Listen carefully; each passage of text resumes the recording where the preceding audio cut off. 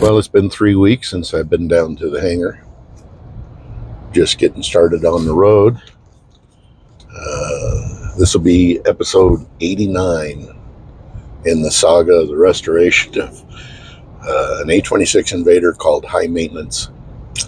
But first, I have to stop at Max's. He's got something for the hangar. And through the magic of editing, we'll be right there. And just like that, we have a new cover for our awning that was really worn out and dilapidated. And Max kindly volunteered to sew up a new one. So that's what he wanted me to stop and pick up.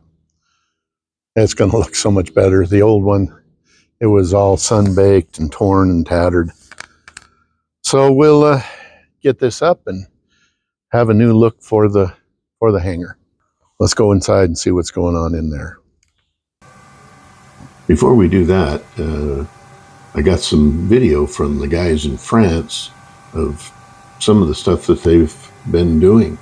I thought I would insert it here and let you guys enjoy what they've done. It's a beautiful restoration. I hope to see it in person one day. So sit back and enjoy for a couple of minutes.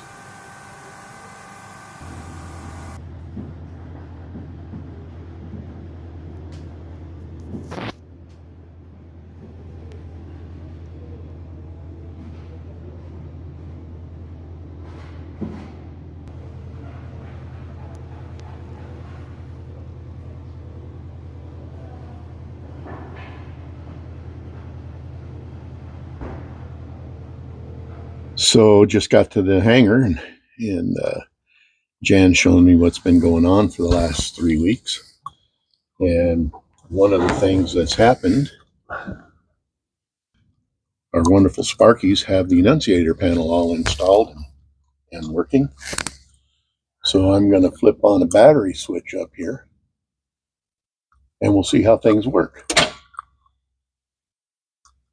Right now it's going through a self-test. And like I said on earlier videos, you can change the intensity, the brightness of all those LEDs by doing push to test. I think there's 4 levels of intensity. So, okay. And if you see over here, there's a master warning light. Jan's going to push that. It will extinguish. That's to let you know that something's going on up here.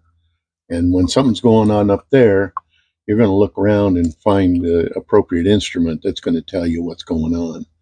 And that's just as a safety backup if you miss a scan of your instruments and something's going on. So we're going to test one thing here. And that's the door open on the belly of the airplane. So, all right, Kenneth, go ahead.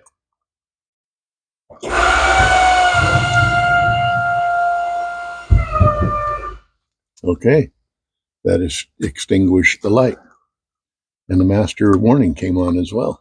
Didn't know that would happen. All right, Kenneth, go ahead and drop it. Okay. And so this is really cool. Kenneth wants to go test the external power. Just pull the door open. I think you should find the switch with your finger. Yeah. Yep. That would mean so that means you're now plugged in. You have external power to the airplane. Right. And of course, these other lights, we don't have vacuum operating right now. We don't have oil pressure or fuel pressure or oil temperature. None of those things are working for us because these engines are dormant. Hopefully for not too much longer. Maybe we'll see all those lights go out.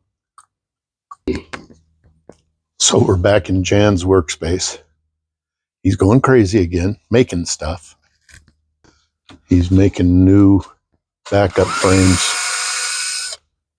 Making new backup frames for the windows when we get those all polished out.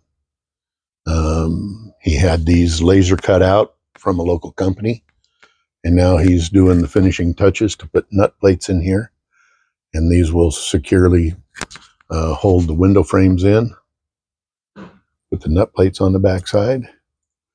So he's only got 6 of these to do.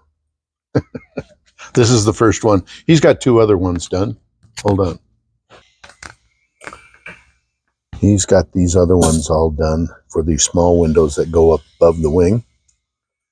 But these seriously need some polishing before we really want to install them. And then we have a couple of other questions. I haven't heard back from Lee Aerospace yet about our other window. I wish I could have filmed inside the building, man. That is a production facility, and they've got all their ducks in a row when it comes to making these plastic windows, getting them polished and ready for installation for aircraft all over the world. In other news, John has been going crazy, polishing high maintenance, making her look really spiffy.